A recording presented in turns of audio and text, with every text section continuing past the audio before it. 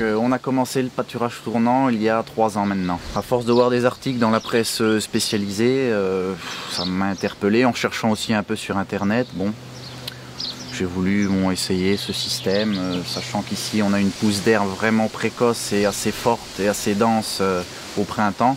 Elle démarre assez tôt, on a une pousse d'herbe assez rapide entre le 15 mars et on va dire jusqu'à fin mai, début juin. Dans un souci de mieux valoriser cette herbe, j'ai voulu me lancer dans cette technique. L'organisation, elle se fait assez simplement. Déjà, j'ai l'aide d'un technicien de la Chambre d'agriculture pour le faire. Donc en fin d'hiver, tous les ans, on se retrouve tous les deux.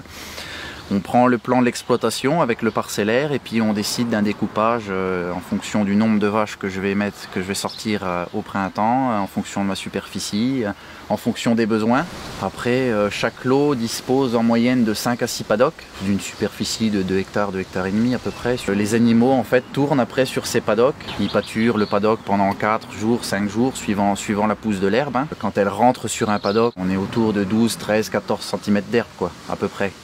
Et après je les retire à 6, 7, 8 cm quoi. Vraiment important c'est pas de faire pâturer trop ras pour pas pénaliser la repousse quoi. Donc les avantages sur les lots de mâles que je commercialise en broutard, donc j'ai pu décaler ma complémentation au niveau de ces lots là. Je vais dire que j'ai gagné quasiment 1 mois sur la complémentation. Avant c'était des mâles qui étaient complémentés à partir de mi-mai. Et maintenant je peux complémenter mes mâles. Cette technique m'a permis de complémenter mes mâles seulement à partir de la mi-juin. Je ne complémente toujours pas mes femelles avec l'aide du pâturage tournant. Et ça m'a permis de... J'ai toujours, si vous voulez, les mêmes croissances, voire des croissances un peu supérieures grâce à cette technique au niveau de mes lots de femelles.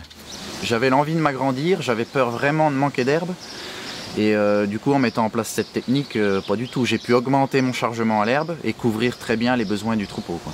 Pour l'instant cette technique je l'utilise surtout au printemps. Et donc l'objectif ce serait de pouvoir la remettre en place pour l'automne.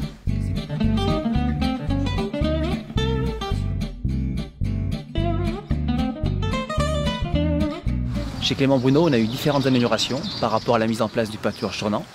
Tout d'abord, si on prend l'exemple d'un lot, un lot de vaches fuitées de veaux femelles d'automne, et bien en fin de compte, sur une parcelle de 14 hectares, avant on mettait 21 vaches fuitées, maintenant on en met 27 vaches fuitées, ce qui fait 6 vaches fuitées en plus, soit une augmentation de 20-25% de la production d'herbe. Ensuite, en termes de performance, les performances sont restées bonnes, voire même améliorées. En 2017, on avait des performances au printemps de 1293 grammes par jour, et l'été, on était encore à 953 grammes par jour.